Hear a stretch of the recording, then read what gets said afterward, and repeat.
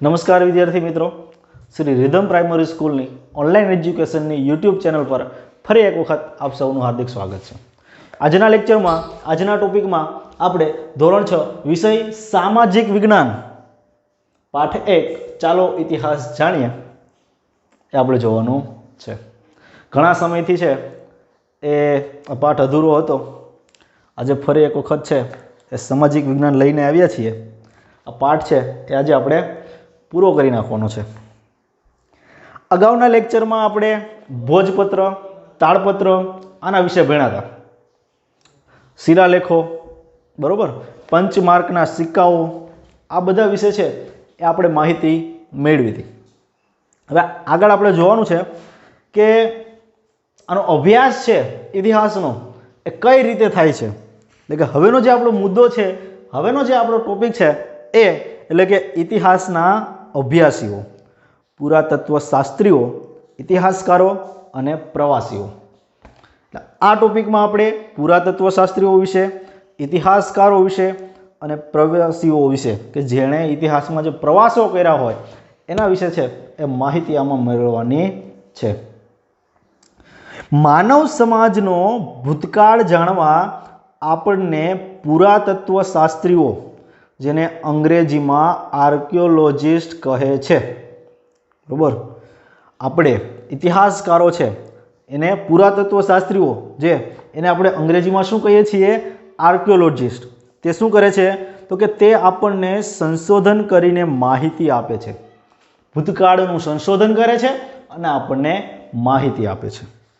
તેઓ પ્રાચીન સ્થળો પર જઈ અને ઉત્ખનન કરીને, ઉત્ખનન, જો ફરી એક વખત અહીંયા શબ્દ આવ્યો છે ઉત્ખનન, આગળના વિડીયોમાં આ સામાજિક વિજ્ઞાનનો જે પહેલો પાર્ટ છે એનો આગળનો જે ભાગ છે એમાં મેં તમને એક શબ્દ આપ્યો હતો ઉત્ખનન, કે હવે ક્યારેય તમને છે ઉત્ખનન એટલે શું, ખોદકામ। મેં તમને કીધું હતું ત્યારે પણ કે હવે ક્યારેય તમને ખોદકામ એવો શબ્દ છે એ ક્યાંય પણ બોલવામાં કે જાણવામાં કે સાંભળવામાં આવશે નહીં, પણ શું આવશે, ઉત્ખનન। પ્રાચીન સ્થળો પર જઈ ઉત્ખનન કરીને મકાનો, સિક્કા, ઈંટો, પથ્થરો, ઓજારો, ખોરાકના નમૂના, મનુષ્યો અને પ્રાણીઓના હાડકાં વગેરે શોધી તેનો અભ્યાસ કરી અને તે સમયના માનવોની સંસ્કૃતિથી આપણને અવગત કરાવે છે। હવે આ પ્રાચીન સ્થળો ઉપર જાય છે, ત્યાં તેઓ ઉત્ખનન કરે છે, એટલે કે ખોદકામ કરે છે, બરોબર। ખોદકામ કરે, આપણે એમ થાય કે સાહેબ બાબા ખોદકામ કરે તો બધું વિખાઈ ન જાય, આડાવડું ન થઈ જાય, પૂરું ન થઈ જાય ત્યાંનું, આ તો મળી આવે છે, પણ એવું હોતું નથી। શા માટે તો કે જે લોકો ખોદકામ કરે છે મારા કે તમારા જેવા હોય નહીં, મારા તમારા જેવા હાલે પણ નહીં, એ છે એક ચોક્કસ લોકો છે એ હોય છે, એમાં જે એ છે એ એક્સપર્ટ હોય છે, એવા લોકો જ હોય છે।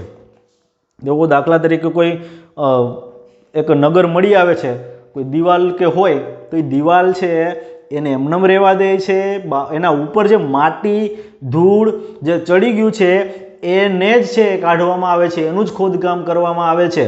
અને આમાં એક્સપર્ટ લોકો જે એના જે એક્સપર્ટ લોકો હોય છે એ જ લોકો, ચોક્કસ લોકો જ જાય છે, એમાં ગમે તે જઈ શકતા નથી, ગમે તેવા લોકો કે ગમે તે લોકો ખોદકામ કરી શકતા નથી। ઓકે, તો આવું ખોદકામ કરીને શું શું કાઢે છે તો કે મકાનો શોધી કાઢે છે, તે સમયના સિક્કાઓ, ત્યાંના પથ્થરો કેવા હતા, તે સમયની ઈંટો કેવી હતી, તે સમયના ઓજાર કેવા હતા, આ બધું છે એ કાઢે છે એમાંથી ઉત્ખનન કરીને। ખોરાકના નમૂનાઓ પણ, પહેલાના સમયમાં પણ કેવા ખોરાક ખાતા, આના નમૂના પણ મળેલા છે, અને મનુષ્યો અને પ્રાણીઓના હાડકાં પણ છે એ ઉત્ખનન કરીને મળે છે તેવું તે શોધે છે અને પછી તેનો અભ્યાસ કરાવે છે। અને તે સમયનો જે માનવ છે, જે સમયનો જે માણસ છે, આ માનવીઓ છે કેવી સંસ્કૃતિથી જીવતા હતા, કેવું જીવન જીવતા હતા, શેનો ઉપયોગ કરતા હતા, આ બધાની માહિતીથી છે એ આપણને આ પુરાતત્વ શાસ્ત્રીઓ છે એ અવગત કરાવે છે। પ્રાચીન કાળથી મનુષ્ય છે એ એક જગ્યાએથી બીજી જગ્યાએ પ્રવાસ કરતો હતો। પ્રાચીન સમયમાં પણ માણસો છે એ પ્રવાસ કરતા હતા, અને જાણવાનું એ કે પ્રવાસ છે એ વધુ પડતો છે નદીના પ્રદેશોમાં, નદી કાંઠાના પ્રદેશોમાં છે એ કરતા. ઘણા પ્રવાસીઓ બીજા દેશોમાં જઈ અને ત્યાંના જીવનની નોંધ પણ કરતા હતા. બીજા દેશમાં પણ જતા હતા, પણ એ સમયમાં એ કઈ રસ્તે જતા? તો કે દરિયાઈ રસ્તે. દરિયાઈ માર્ગથી છે, વહાણ અથવા તો બોટ મારફતે છે એ એક દેશથી બીજા દેશ જતા અને ત્યાંના લોકો છે કેવા કપડાં પહેરે છે, કેવું ભોજન લે છે, કેવી રીતે જીવન જીવે છે, એની સંસ્કૃતિ શું છે, એના આખા જીવનની માહિતીની નોંધ છે આ લોકો છે એ કરતા. કોણ? તો કે પ્રવાસીઓ. આવા પ્રવાસીઓના પ્રવાસ વર્ણનમાંથી આપણને જે તે દેશના ઇતિહાસ અને સંસ્કૃતિની જાણકારી મળે છે. અગાઉ તમને કીધું એમ કે લોકો ત્યાંના લોકો છે કપડાં કેવા પહેરે, કઈ સંસ્કૃતિ છે, કેવું જમે છે, આવી બધી માહિતી છે એકઠી કરે અને છે એ આપણા સુધી પહોંચાડે અને એના ઉપરથી આપણને ખ્યાલ આવે કે કયા દેશના લોકોની સંસ્કૃતિ છે એ કેવી મળે છે. તેમાં મેગ્નેથનીસ, પ્લેની, ફાહિયાન, યુઆન સ્વાંગ આના જેવા મુસાફરોનો સમાવેશ થાય છે. જો મિત્રો યાદ રાખજો, મેગ્નેથનીસ, પ્લિની, ફાહિયાન, યુઆન સ્વાંગ આ મુસાફરોના નામ છે, પ્રવાસીઓના નામ છે જે તમારે યાદ રાખવા પડશે, કારણ કે ગમે ત્યાં એક માર્કમાં છે એ પૂછાઈ શકે, એટલા માટે યાદ રાખવા જેવી બાબત છે. આગળ તો કે પુરાતત્વ શાસ્ત્રીઓ અને ઇતિહાસકારોના સંશોધનોથી આપણને ઉત્તર પશ્ચિમ ભારતમાં સિંધુ નદીના કિનારે પાંગરેલી મહાન સભ્યતાના દર્શન થાય છે. સિંધુ નદી જે ઉત્તર પશ્ચિમ ભાગમાં જે સિંધુ નદી આવેલી છે તેના જે કાંઠાના જે વિસ્તાર છે એમાં જે સભ્યતા હતી, જે સંસ્કૃતિ હતી એના દર્શન છે એ આપણને ઇતિહાસકારોના છે એ સંશોધનથી છે એ થાય છે. ભારતમાં આજથી 4500 વર્ષ પહેલાં એટલે કે 4500 વર્ષ પહેલાં અનેક શહેરો છે એ અસ્તિત્વમાં હતા. 4500 વર્ષ પહેલાં પણ છે આ શહેરો છે એ અસ્તિત્વમાં હતા. આવું આપણને ઇતિહાસકારોની જાણકારીથી છે એ જાણવા મળે છે. એ જ રીતે ગંગા નદીની આસપાસના ક્ષેત્રોમાં આજથી 2500 વર્ષ પહેલાં ઘણા બધા શહેરોનો વિકાસ થયો હતો. ગંગા નદીના કિનારે પણ 2500 વર્ષ પહેલાં પણ છે એ ઘણા બધા શહેરોનો વિકાસ થયેલો છે અને તે છે એ આપણને આ ઇતિહાસકારો છે, આ પુરાતત્વ શાસ્ત્રીઓ છે એના સંશોધનોથી છે એ આપણને ખબર પડે છે. હવે આપને એમ થાય કે સાહેબ, તમને પ્રશ્ન થતો હશે ને કે આ 4500 વર્ષ પહેલાં કે 2500 વર્ષ પહેલાં થયું છે એ કેવી રીતે ખબર પડે? તો આના માટેની પણ એક પદ્ધતિ છે, આના માટેની પણ એક પ્રક્રિયા છે જે તમે આગળના ધોરણોમાં છે એ તમારે અભ્યાસ કરવાનો થશે. હવે જોઈએ તો કે આ બધા સાધનોથી તે સમયના માનવ સમાજના રીત રિવાજો, ખોરાક, પોશાક અને ટેકનોલોજી તથા સંસ્કૃતિની માહિતી મળે છે. આનાથી શું થાય? આ જાણકારી જે મેળવે છે, આ સંશોધનો કરે છે, એનાથી એ સમયના રીત રિવાજો કેવા હતા, એનો ખોરાક અથવા તો પોશાક કેવો હતો, કેવા કપડાં પહેરતા હતા, ત્યાંની ટેકનોલોજી કેવી હતી ત્યારની, આ બધી છે એની માહિતી આપણને આવા સંશોધનોથી મળે છે. ભારતના અનેક શહેરો અને ગામડાઓ શોધી તેમણે આપણને કપાસ, જવ, ઘઉં આના ઉપરાંત તે સમયના પ્રાણીઓની માહિતી આપી છે. આ પુરાતત્વ શાસ્ત્રીઓ છે, ઇતિહાસકારો છે, એના સંશોધનથી છે એણે આપણને કપાસ છે, ઘઉં, જવ આવા અનાજ છે અને ત્યાં તે સમયના જે પ્રાણીઓ છે એ બધા વિશે છે એ આપણને માહિતી આપેલી છે. આમ જોઈએ તો ઇતિહાસકારો ભૂતકાળનું અધ્યયન કરનારા મહત્વના વિદ્વાનો છે. ઓકે, જેમ તમે છે દાખલા તરીકે હું ભણાવું છું, બરોબર, તમને ભણાવું છું તો તમે મને ટીચર અથવા તો સર કહી શકો છો. પછી ગાડી રિપેર કરનારા હોય તો એને મિકેનિક કહીએ છીએ. આવી જ રીતે છે એ ઇતિહાસકારો છે એ ભૂતકાળનું અધ્યયન કરનારા વિદ્વાનો છે. એટલા જ માટે તેમને પુરાતત્વ શાસ્ત્રીઓ કહેવાય છે.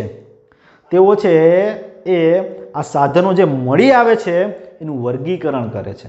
આપણે વર્ગીકરણ ધોરણ 6માં વિજ્ઞાનમાં છે એ આવે છે પાઠ. ઓકે, વર્ગીકરણનો પાઠ કે ભાઈ લાકડાની વસ્તુઓ છે તો એક બાજુ મૂકો, લોખંડની વસ્તુ એક બાજુ મૂકો, કાચની વસ્તુ એક બાજુ મૂકો, પ્લાસ્ટિકની વસ્તુ એક બાજુ મૂકો.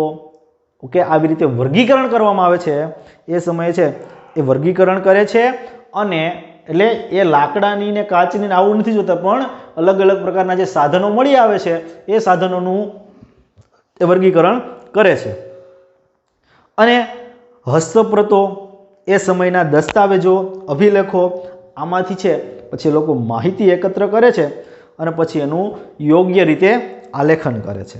અને પુરાતત્વ શાસ્ત્રીઓ અને ઇતિહાસકારો ભૂતકાળને આપણી સમક્ષ જીવંત કરે છે. એટલે કે આવી બધી માહિતી આપી અને ભૂતકાળ છે એને આપણી સામે જીવતું કરે છે. હવે જોઈએ તો ભૂમિનું નામ. હવે ભૂમિનું નામ એટલે કઈ દેશ છે એનું નામ છે, કઈ રીતે પડ્યું છે, કઈ ભૂમિને શું કહેવાય એની માહિતી આપણે મેળવીએ. તો કે આપણે છે એ આપણા દેશને બે નામથી ઓળખીએ છીએ. એક તો ઇન્ડિયા અને બીજું ભારત. ઓકે, આપણે એમ કહીએ અંગ્રેજીમાં ઇન્ડિયા કહેવાય અને બાકી ગુજરાતીમાં આપણે એને ભારત કહીએ છીએ. પણ ઇન્ડિયા શબ્દ છે એ ઇન્ડસ શબ્દ પરથી ઉતરી આવેલો છે, જેને સંસ્કૃત ભાષામાં સિંધુ કહેવાય. કયા શબ્દ ઉપરથી? ઇન્ડસ શબ્દ ઉપરથી ઇન્ડિયા શબ્દથી ઉતરી આવ્યો છે. અને ઇન્ડસને સંસ્કૃતમાં સિંધુ કહેવાય છે. પ્રાચીન ઈરાન અને ગ્રીસના લોકો સિંધુ નદીથી પરિચિત હતા. ઈરાનના લોકો અને ગ્રીસના લોકો પણ છે એ સિંધુ નદીનો પ્રવાસ કરી ચૂકેલા છે, તો જ જાણીતા હોય ને, પરિચિત હોય ને. તેઓ આજથી 2500 વર્ષ પહેલા તે પ્રદેશના સંપર્કમાં આવ્યા હતા. 2500 વર્ષ પહેલા છે આ પ્રદેશ, આ સિંધુ નદીનો જે પ્રદેશ છે એના સંપર્કમાં આવેલા હતા. ઈરાનીઓ સિંધુ નદીને હિન્ડોસ કહેતા અને ગ્રીસના લોકો ઇન્ડસ કહેતા. યાદ રાખજો, ઈરાનીઓ શું કહેતા? હિન્ડોસ, અને ગ્રીસના લોકો ઇન્ડસ. તેઓ આ નદીના પૂર્વ કિનારા છે એને ઇન્ડિયાથી ઓળખતા. આ પૂર્વ કિનારો છે એને ઇન્ડિયાથી ઓળખતા. ઓકે, એટલા માટે ઇન્ડિયા નામ પડ્યું. અને ભારત, આ નામ છે એ ઋગ્વેદમાંથી આપણને જાણવા મળે છે. આપણા 4 વેદો છે એમાંથી એક ઋગ્વેદ, એમાંથી છે એ ભારત નામ છે એ જાણવા મળે છે.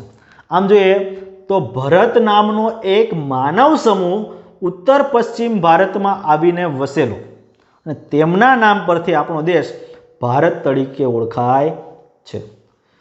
ઉત્તર પશ્ચિમનો જે આખો સમૂહ હતો માનવોનો, જેને ભરત કહેવામાં આવતો હતો, ભરત નામનો સમૂહ કહેવામાં આવતો હતો, એના ઉપરથી છે એ આ ભારત તરીકે ઓળખાય છે. અને આ સમૂહનો ઉલ્લેખ સંસ્કૃતની આરંભિક કૃતિ ઋગ્વેદમાં પણ જોવા મળે છે. એટલે ભારતનું નામ ઋગ્વેદમાં પણ જોવા મળે છે.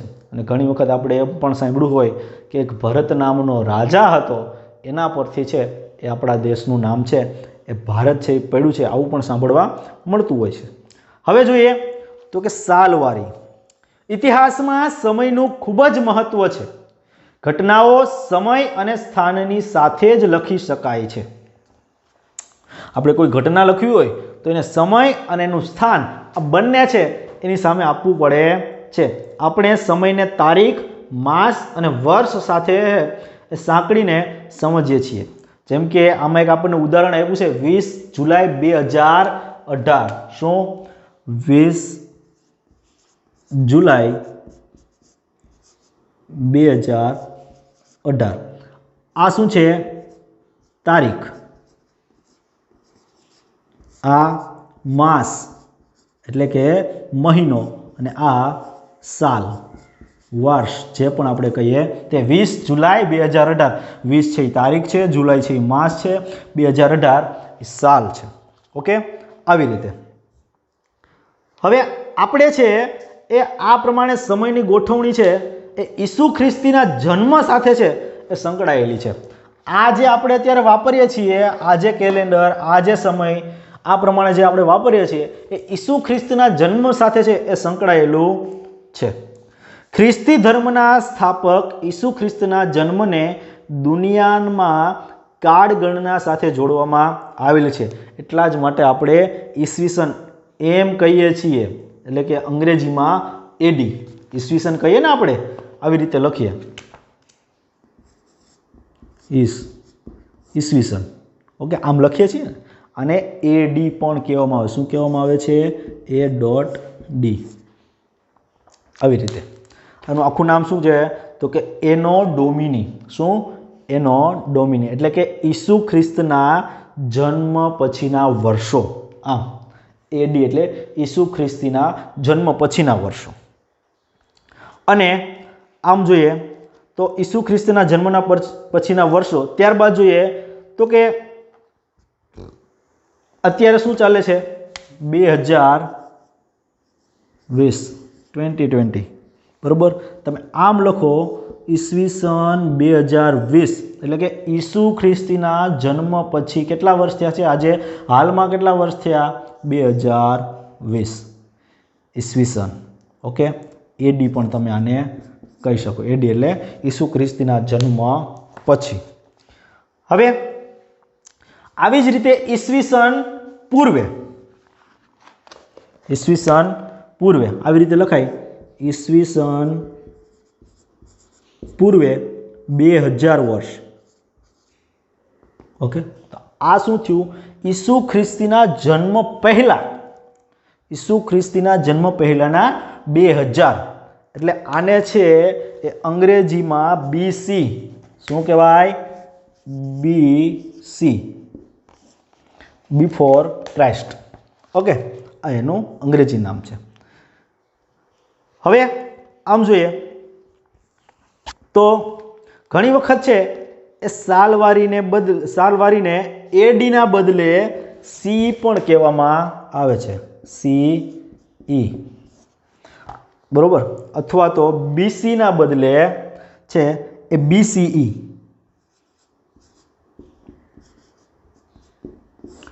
એડીના બદલે સી અને બીસીના બદલે છે BCE કહેવામાં આવે છે.